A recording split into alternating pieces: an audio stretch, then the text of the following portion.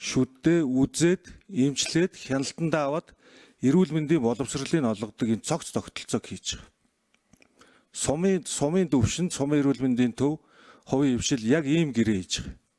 Бид нар хангалттай илрүүлж орхисон. Одоо хотод хорт хавдрын илрүүлгийг бид нар үндсэн 5 чиглэлээр хийж байгаа.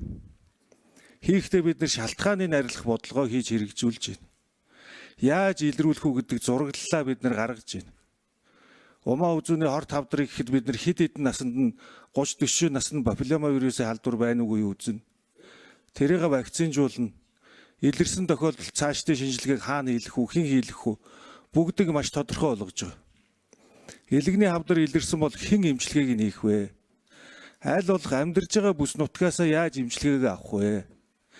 Эмчилгээгээ авчаад тухайн сум өрхийнхөө харьяаны байдаг анхан шатанда яаж тэр хүн хяналтандаа орох вэ гэдэг энэ бүх тогтолцоог бид нар одоо өнөөдөр бий болгож байна. Тэгэхгүйгээр бид нар өнгөрсөн хугацаанд дандаа өвчнийг илрүүлээд орхиод байсан. Тийм учраас эмчилгээнд аваагүй учраас монголчуудын эрүүл мэнд сайжраагүй. Гэхдээ эрт илрүүлэг гэдэг чинь адилхан л өвчин илрүүлж байгаа шүү. Бид нар ард иргэдэд өвдөхөөс нь сэргийлэх ёстой, шалтгааныг нь олж арилгах ёстой. Манай улсад өвчний шалтгаанууд тодорхой байгаа шүү дээ. Бүр Вашингтон их сургуулиас хамтраад нэгдүгээрт одоо энэ архины итрүүлэн хэрэглээ байна. Хоёрдугаар дутуу дөрөлт байна.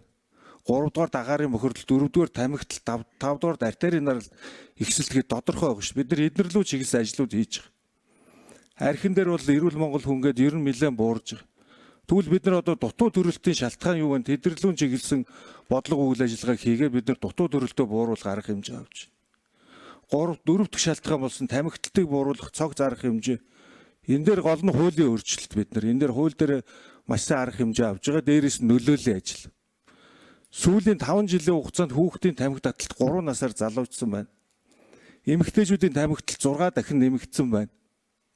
Энэ болгон дээр бид нар бодлого арга хэмжээг авахгүй бол бид нар бас өвдснийхэн дараа эрт илрүүллээ гэд бид нар амжилтанд хүрэхгүй. Илрүүлээ, өвчнөө илрүүлж байгаа бол илрүүлээд, онцлоод, эмчлээд хяналтандаа авах энэ тогтолцоо руу орж байгаа шүү. Энэ тогтолцоо руу орохын тулд яалтчгүй энэ өвчлөлүүдээ бид нар дахиад үзэхээс өөр аргагүй.